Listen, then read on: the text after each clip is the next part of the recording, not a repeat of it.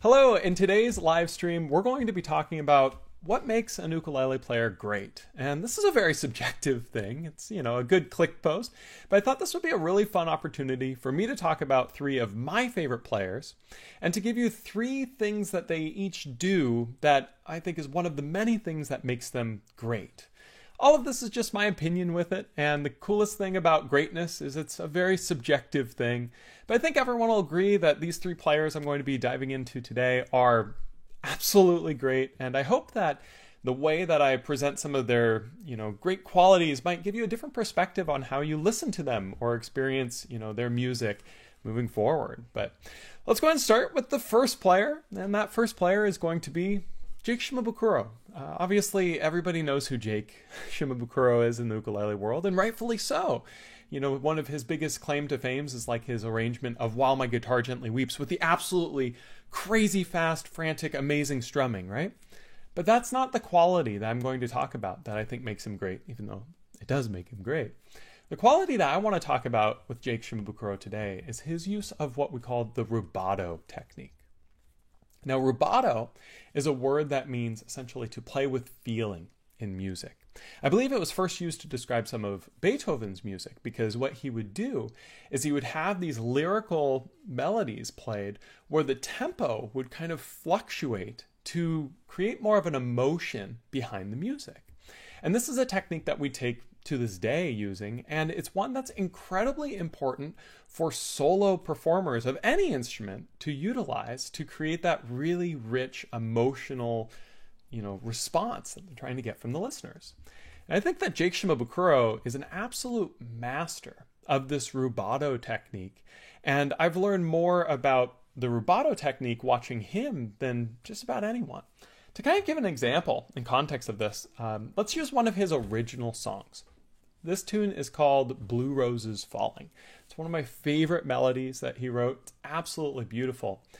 And it's funny because if you listen to like early studio recordings of Jake playing it, he'll kind of have a band playing with him. And it moves at a little bit quicker of a pace, and it's a little bit more constant because there's a drum beat in the background kind of keeping pace, right? And while those arrangements are great, I think it really shines when he plays it live, especially when he plays it all by himself solo. He usually plays with a bassist, but I believe most of the time he performs this song all by himself. And the reason is because it allows him to use the rubato technique. So I'm going to bring the camera down for a moment. So if I play a little bit of this melody, I'm going to play it just normal. So I'm not going to use any rubato. It might sound like this.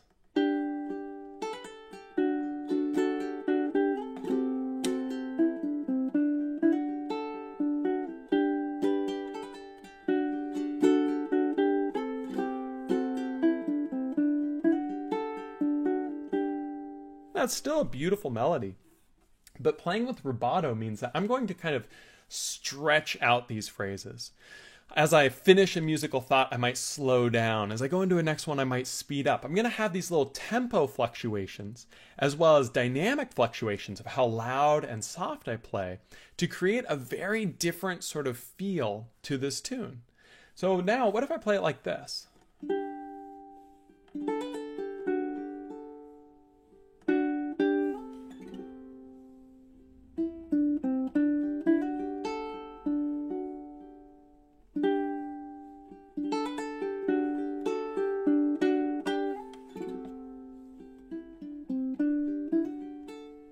You can hear that creates this richness. And it's funny because I am overall playing it slower, but not by much. And there are some parts I even play a little bit faster. And that's because rubato means to play with feeling.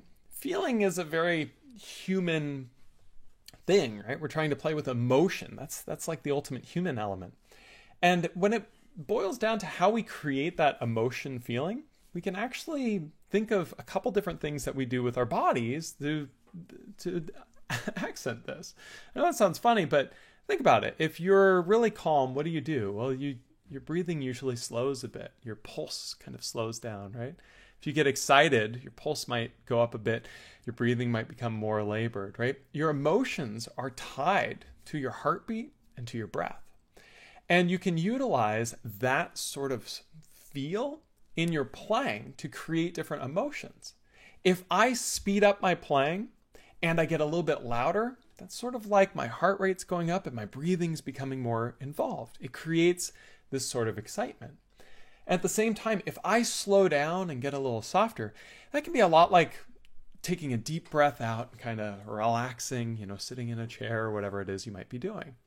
And I think that Jake does this on a level that we adjust our bodies listening to him do it. So when he gets more exciting with it, we kind of perk up and it's our heart rate might speed up a bit in sort of sync with what he's doing on his ukulele. And the exact same time, when he slows down and barely plays the melody, we might be kind of relaxing a bit, letting our heart rate and our breathing tie a bit to what he's playing.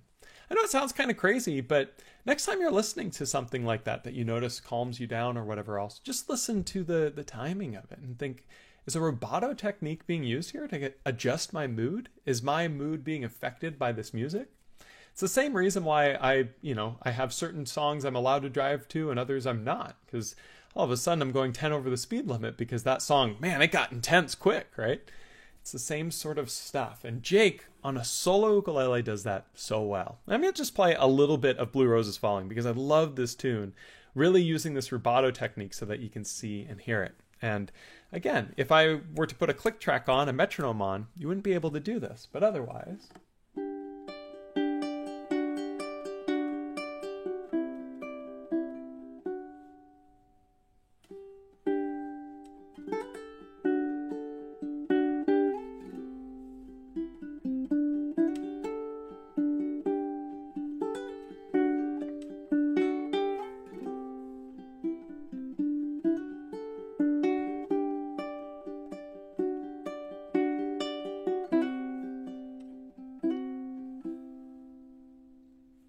It's a wonderful melody. One of my favorites to listen to him doing that technique with, so please check it out. And you remember the first thing I mentioned, the crazy fast While My Guitar Gently Weeps and all that everybody knows? Listen to the beginning and the end of that tune, especially the end. You'll hear him use that rubato technique to really have it end just perfectly. So that's my first What Makes an Ukulele Player Great, is Jake Shimabukuro and his use of the rubato technique, playing with emotion to change our emotions as we listen. The second player I want to talk about today is Herb Oda Jr. and his use of articulation. So what I mean by this, well, first of all, Herb Oda Jr., incredible player, absolutely phenomenal player. He's been doing it as long as anybody has, like at the highest of levels. He's so good. He's so good. And what makes him so fantastic in my mind is his tone. And in this particular case, his articulation. Now, what is articulation? Articulation is how well you can pronounce a note, how clear and concise it can be. Because if you don't play with great articulation, well, it doesn't sound that great. And if you play with exceptional articulation, you can play things that are very basic and very simple, and you can make them sound so clean. And when you play things incredibly fast, without that articulation, they become muddy and choppy and not so great. But when you play with that articulation, it is awesome. So I'm going to stop saying the word articulation. I'm going to start showing you what I mean by it and an example of this. One of my favorite recordings Herb has done is Body Surfing, which is a tune, I believe, originally done by his father, Herb Oda-san. And he and Daniel Ho released an album that had this tune played on it. And Herb's playing of the melody and soloing on this track is just, I think, one of the greatest performances of one of the greatest ukulele tracks ever. And so I'm going to show you what this means. And so the melody of Body Surfing goes something like this. Just going to play the first little part.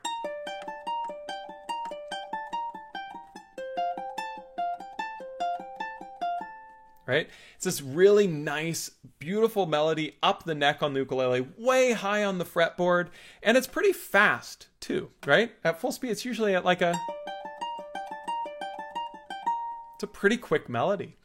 And so when you're playing all the way up on the fingerboard like this, a few things become very important. The way that you fret the notes needs to be more precise because your space between the frets is getting more narrow. And your attack with your playing hand has to be really, really concise. Otherwise, the notes get really muddy. I'm going to show you what it sounds like if I play it super muddy. It might sound like this. See how that doesn't sound that great? If I played the same sort of melody down low, that might sound a little better. And that's just because there's more give at the lower frets than there are on the higher ones. So with this particular song, the key that he's playing it in, because it's played so high up on the fretboard, the fretting has to be perfect and then the attack has to be perfect. And Herb does an incredible job of using a combination of his nails. He also uses a finger pick, one of the types that'll just sort of sit on the thumb, to attack the strings in such a way that every single note is perfect with the articulation. So I listen to this track a lot and listen to Herb play it a lot to try to emulate that perfect articulation as it goes through. And it's not just the sharpness that you play it with, it's also the warmth that sort of follows with that attack of the nail on the strings. It's a really fascinating thing, and listening to Herb is a great way to hear how those notes can sound absolutely beautiful. I'm right now using the middle finger, using a bit of the nail and kind of plucking up, and then with my fretting hand making sure I'm right up next to that fret wire, and then I'm adding a little bit of a vibrato, a technique we'll talk about in another video sometime, to try to emulate that sound. And I'll alternate between my middle finger and my thumb using the nails on the fingers.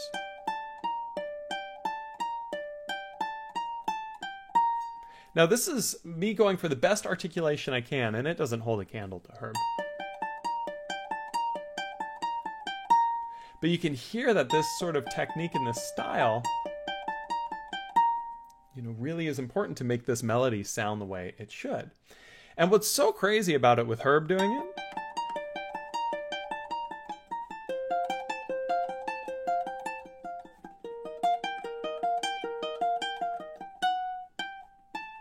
is you'll hear that every single note he plays has such thoughtfulness to it.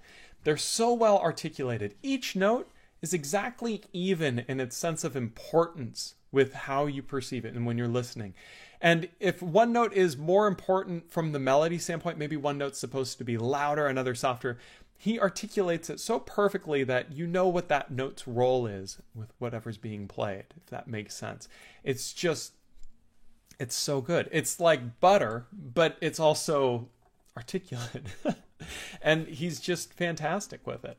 And I think that listening to him play Body Surfing is one of the best examples of it. But really, anytime you listen to Herb, you're going to hear that clear note articulation, the thoughtfulness that he gives to every single note he plays.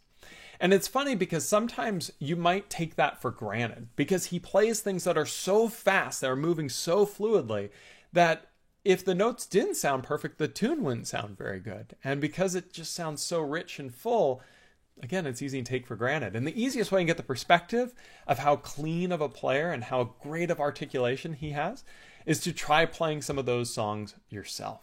For instance, try Body Surfing out. There's lots of different tutorials on body surfing throughout the interwebs. Try to learn one of them and see how articulate you can make those notes, how well you can pronounce each and every note that's played. Try it nice and slow and get each note perfect before moving on to the next. And you'll spend hours and hours and hours of practice playing this nice and slow, and it's like, wow, I'm finally getting it. You'll put on a recording of Herb, it's like, how is he doing that? How is it so perfect and so fast and so consistent? And it's that way because that's what makes Herb great. One of the many things that makes him great is a sense of note articulation and his ability to play things so cleanly, precisely, and consistently with every single strike of the strings. So that's my second what makes an ukulele player great is Herb Oda Jr. and his use of articulation and keeping those notes as clean and concise as possible. So my third player is the one where I'm going to look ridiculous here because I have no idea how to do this. And what that third player is James Hill and his use of innovation and creativity. So James is one of the greatest ukulele players of all time. I mean, I had a little bit of an easy time with these three because they're three of the greatest to ever play the instrument, right? But with James, what sets him apart and what makes him so fantastic, I think, or one of the things that makes him so fantastic, is his use of creativity musically with the ukulele. Have you ever watched him play the ukulele with chopsticks before? I'm not kidding. I'm dead serious. These videos are a little bit older now, but there are many YouTube videos of James Hill playing the ukulele with a pair of chopsticks. Oh, and a comb and some hockey tape. I'm not joking right now. James took his ukulele and he, using the pickup of the ukulele, would try to manipulate and find different sounds, and he essentially would play techno on his ukulele with chopsticks, a comb, and hockey tape. Again, I'm not kidding. Go watch it. It's incredible. And we're not even talking about that today. That's not the thing, because I didn't have some chopsticks, comb, and hockey tape handy to try to show you some of the craziness he does. No, what we're talking about today for his creativity and his innovation is when he plays Billie Jean. Now, if you've seen this video, you'll know where I'm going with this. If you haven't, I highly suggest you watch this, whether right after this or, pause this and go watch that, because it is unbelievable. James, on a solo ukulele, plays Billie Jean in a way where he plays the chords, which just are these chords here. It just goes, nice, basic, beautiful sounding chords, right? And then he'll also play a bass line of,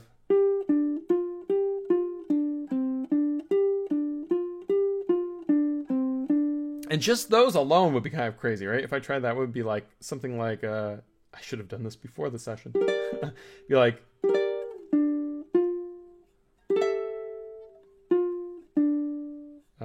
something. I can't do this. This is so hard. Mapping the bass and the melody together, or the chords together, that's crazy. But it'd be something like that, where you're kind of going with that bass line with these chords. Bum, bum. So.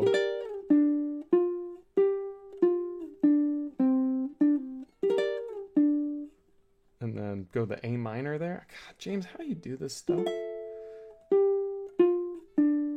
Yeah, it's crazy, right? I mean, it's nuts. So mapping those, but if that wasn't enough, what does he do? He beatboxes on top of it. I'm already lost, James. I'm trying to do the bass and the chords at the same time. I'm already lost. And what he does is he uses the pickup of the ukulele, even though you can still do this acoustically, he uses the body to create these different sounds by using his fingers and flicking down over the bridge to create this sort of kick drum type sound. And then he takes his index finger and he smacks the side of the ukulele right here as he does a down strum for a snare. This hurts.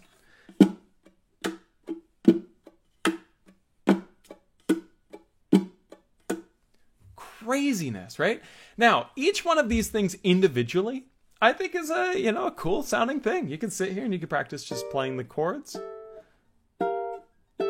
or just this bass line, or this. But what James does is he combines them all at the exact same time, essentially playing like that bass line while drumming on the ukulele. It's just crazy. And I'm making myself look like an absolute inept player right now, because that's just the James Hill effect. I'm kind of getting the bass line with the drumming going, right? Well, but I need this too. Are you for real? Yeah, I am. This is James Hill. He's unbelievable. The way he weaves things together and creates innovation with what he's playing. And he doesn't just do it with the ukulele. James has, his musical career. It'd be a crime to say his ukulele career, because now he's just such a well-rounded musician in so many different ways, both with his voice, his music production. He's a viola player. He does it all. And his music showcases that. And so if you ever want to see an ukulele to the absolute limit, check him out. Check this out. I believe he has a course. I think it's called Ukulele Max, where you can learn all these crazy skills. I think he even posted a tutorial on this. I got to go watch it. Got to finally learn how to do this stuff, man. It is so cool. I still don't comprehend the creativity and innovation that he plays with. I know that many years ago he had other techniques. One was called like the sugar packet roll, because if you did the technique on a packet of sugar, it would hum and vibrate, and that's how you knew you were doing it correct. It was a way for him to both strum and do tremolo at the same time, if I'm remembering correctly. He did it on tunes like he did it on his Flying Leap album, I think, with Never on a Sunday was the tune that he did that amazing technique where it sounds like two ukuleles, and nope, it's just one James Hill. Absolutely awesome. He also created sherry picking, which is, I believe, from a song called Sherry, or a song for Sherry, and unbelievable. So again, James Hill, easily, one of my favorite ukulele players, and rounds out this three, what makes an ukulele player great. In his case, it's the innovation that he plays with. And just to sum up these three again, we've got Jake Shimabukuro and what makes him great, or one of the many things that makes each of these players great, but the thing I'm focusing on today, what makes Jake so great is his use of rubato, playing with feeling, using the human emotion and helping us experience emotions through his playing, through the way that he ebbs and flows with the speed and dynamics he plays with. Herb Oda Jr. was my next one, and his articulation, his ability to articulate every note perfectly, regardless of how fast or slow the piece is. Listen to his piece Body Surfing for an incredible showcase of perfect, clean playing all the way through. And the last one there was James Hill and his use of innovation and creativity, whether it's playing the ukulele with chopsticks and a comb and some hockey tape, or it's weaving together a bass line, a drum beat, and chords on Billie Jean, or one of the many other techniques he's done. There's just so much out there that he's pioneered and innovated on the ukulele. So those are my three this time. Maybe we'll do this again sometime, and I can talk about three other players and what makes them great, or maybe another feature of one of these players and one of the things that I think makes them great. Greatness is such a subjective term, right? Truly, like, what makes something great is up to you. And that's about it. I think when it comes to these are three things that are pretty universally known of these players when you do a deep dive. And I hope that if you haven't thought about these things before, this will help your listening experience of them and appreciation for what it is that they do as the artists that they are. I'm going to go take a look at the forums. If you're watching this live, feel free to leave a comment in the chat. If you're watching this as a recording, every second Tuesday of the month, we do these live streams here on Rock Class 101. And if you're unable to attend it live, we do a forum post where there are questions that people can answer, and I answer, questions people can ask that I answer as we go through the week. So let me go ahead and take a look at these questions. So the first one's from the Bubble Bard. To me, what makes an ukulele player great is not only skill, but spirit. It's soul, man. That's where the magic lies. It's the transcendent feeling of watching someone play where you're swept away and listening to them. That's true of great players, but the greatest players, the greatest of all glue googly eyes onto their ukuleles, ricochet root beer inside them, then drop behind shelves and off coke racks. Ideally, all to the same uke on the same day. That ukulele went through some stuff. This is also why certain players should not own Kanaleas. Yeah, I wouldn't recommend doing all that to a Kanalea, that's for sure, or any ukulele for that matter. But the first thing that you talked about, it's soul, man. That's where the magic lies. It's the transcendent feeling of watching someone play where you're swept away and listening to them. Absolutely. I think the Jake Rubato is a great example of that. James Hill's creativity is another one where it's just like, this is all coming from an ukulele. And even Herb's with the articulation where it's like you're just waiting for a note to sound off or poor, and it's mesmerizing. You're absolutely right. And then Gigi says, I don't think that you can be considered great without knowing how to improvise. Yeah, and this is where the subjectiveness, I think, comes into play a little bit. But yeah, I think to an extent that is true. I do think, though, there's a difference between not being great because you can't improvise and being great because of your improvisation, if that makes sense.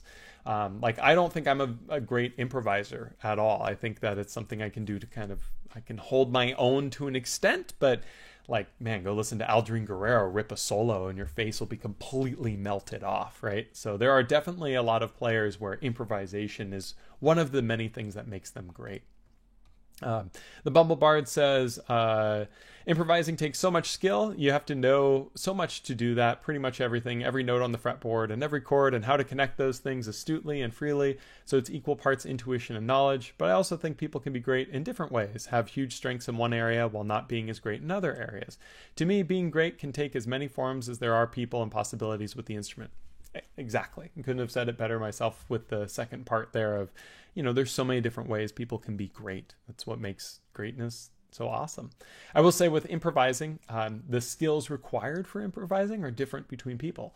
I'm the type of person that actually does think about the notes I'm playing and the chords I'm playing, and I connect this all through music theory of like a calculator going through the brain as I do it. I know that's not how most people improvise. A very mathematic approach because that's what worked for me. That's how I could connect to music.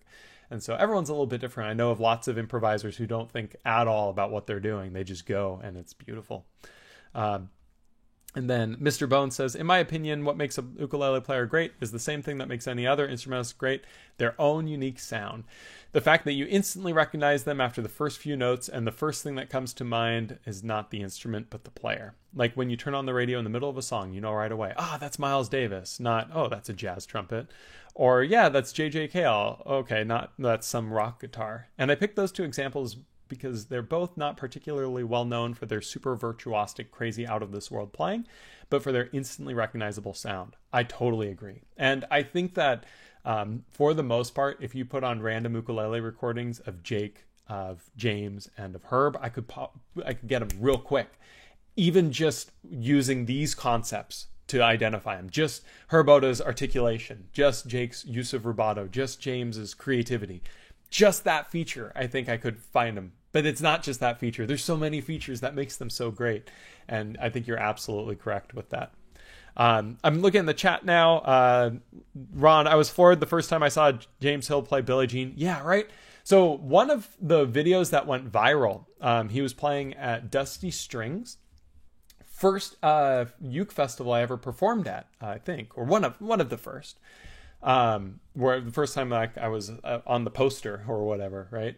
And so I actually got to perform with James there. I had him up to play Autumn Leaves with me. Or no, excuse me. I had him up to play Black Orpheus. And he took a solo during that song, playing with like a pick. He made the ukulele sound like a mandolin. And I mean that in an amazing way. Like it's just beautiful. And then during his set, he goes and does that Billie Jean thing. And it's like, thank God I went before him. Oh my gosh. Unbelievable. So David D says, so do you have a showcase piece to inspire us? So I had the Blue Roses was the closest thing there. As far as James Hill goes, man, I got to learn how to do that. I think he does have a tutorial with it.